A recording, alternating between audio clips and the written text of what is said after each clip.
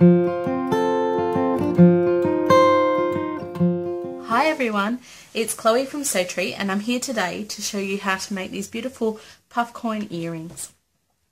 Okay, the first things that we need is to make sure that you have all the supplies. To make the earrings themselves, you will need 12mm puffed coin shaped beads. These ones are a foil lampwork bead in a beautiful purple, and a matching 6mm round bead. And then to offset that purple, add a little bit of touch of another colour, and these ones are a cubed or rectangular shaped Aqua bead, about 4mm. To space them apart, we're going to use some flat daisy spacers, 6mm, the same size as the round beads, and some rondelle spacers, a little bit smaller, about 4mm, and I'll show you why these ones are especially important in just a minute. You'll also need some head pins. Make sure with your head pins that the cap is centered on the stick, otherwise they can be a little bit lopsided. And some ear hooks or shepherd hooks. And you can get these in a few different designs, but I like the ones with a little bit of extra length and the spring on it, just because it adds that little bit more length to my earring. I'm quite short, so I like long earrings. Okay, you'll also need some jewelry making supplies, and this is a small kit that I've got. It's got various tools, but today all you'll need is some round nose pliers, flat nose, curved end if you've got them, and flush cutters. Okay, so to start off with, we'll get our head pin, and I'll show you why the spacer is important. If you put the head pin directly into the bead, a lot of these puffed coin shaped beads have quite a large hole, and if you put the head pin into it, then it can actually sink right into the bead and disappear, and the bottom looks a little bit messy.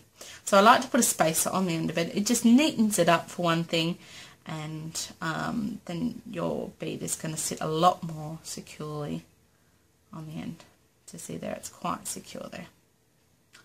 Okay, so once you've got that, then you can put on your flat spacer, and this little daisy spacer just separates the round bead from the puff coin. It's the same colour and still the same foil on the inside, because I want most of my bead to be primarily purple, but it's just going to separate a little bit, because otherwise if you add it directly on the top, I'll show you, it just, I don't know, looks a little bit boring.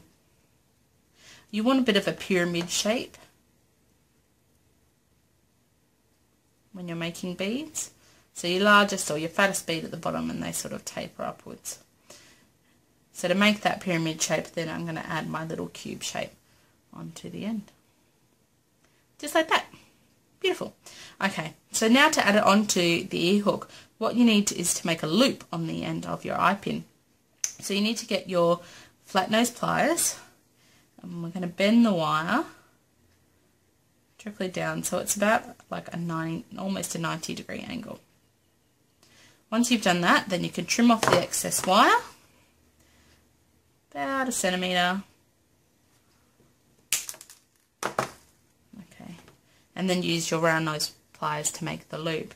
When you're making the loop, it can be handy to use a permanent marker to make a mark on your round nose pliers. You can always wipe it off with some rubbing alcohol afterwards, but this will make sure that you make the same size loops each time. You're going to hold your round nose pliers upside down, grab the end, and then turn it clockwise towards you. Okay, now don't close it the entire way. At this point you can straighten it up just a little bit if you've gone a little bit wonky, and then we're going to add on our shepherd hook, and then we're going to close it up.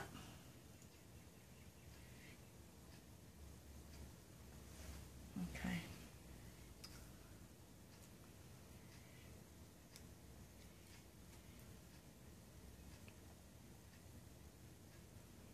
Oh, this one's getting away from me today. There. Give it a little bit of a squeeze just to make sure it's nice and tight. Beautiful.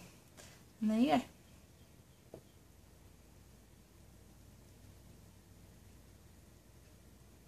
So these beautiful earrings,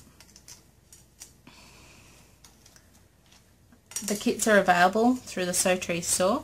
There are step-by-step instructions on the Sewtree blog at www.sewtree.wordpress.com.